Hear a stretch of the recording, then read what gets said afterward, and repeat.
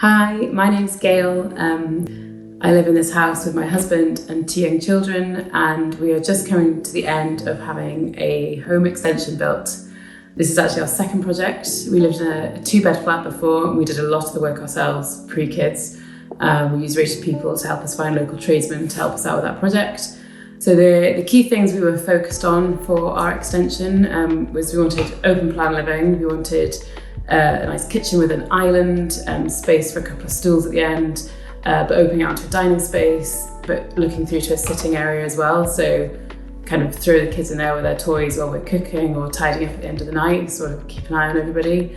We also like the idea of big doors opening out into the garden. We've got a great garden here, even though we've extended into it, so we're really lucky there. I really wanted a utility room. That was something I've always wanted, which is really sad, but being able to squeeze that in as well was something I was keen to do.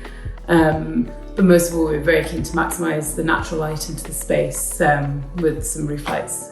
So that's kind of the brief we gave the architect. So we moved out while all the really dirty work was going on. I think it's really exciting to come in each week and see the change that's happened. The biggest thing we were looking forward to was also the scariest. So when they knock out the back wall and they have to put the steel in, they pin the house, because we've got 2 floors above with all our stuff in.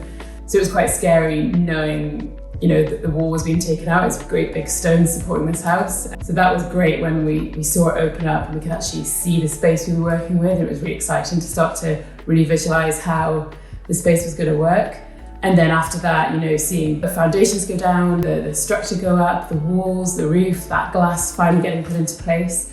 Suddenly standing in this shell of a building, but you start to be able to see what's coming. It's really exciting.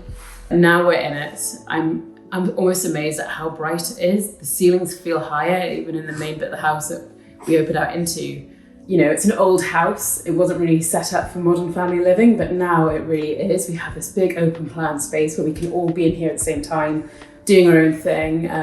The boys who are playing in the sitting room, I'll be sitting at the end of the island watching my husband cook my dinner and things like that. So it's just nice that we can really use the space in a much better way now. And I think despite all that stress, we've no regrets in having extended our home. I think we would definitely do it again.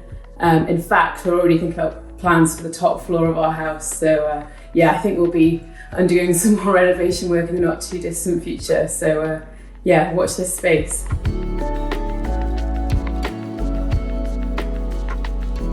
In terms of lessons learned and advice for people looking at having an extension built, however organised you think you are, stuff will come up. Make sure you do have a contingency in both terms of money and time. Another tip I would say, and that's a lesson learned, is get a timetable up front if you can. We were given sort of a timeline, but not kind of milestones, and I think that would have been really useful for us. Communication is key. We developed a good working relationship with guys on site. Another tip, I'd say, use social media. Try and enjoy it when you're in it. It is worth it, just persevere. You'll be looking back at the pictures in amazement that that's kind of the process you've been through. So they're my top tips.